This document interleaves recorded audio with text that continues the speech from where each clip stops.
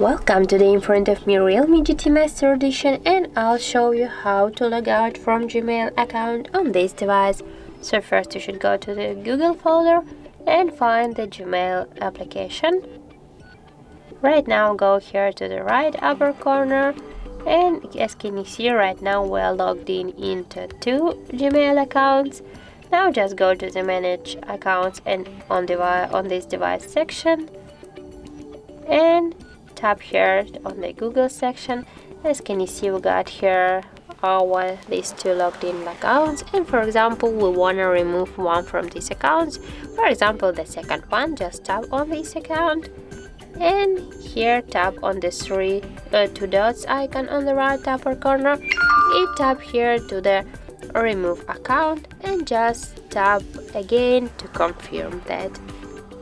And as can you see right now we got here just 1 account, and we'll check that. Yeah, that's right. As can you see, we'll log out from the second account, and just right now we got only 1 Gmail account here on our application. So that's it. If you found this video helpful, leave like, comment and subscribe our channel.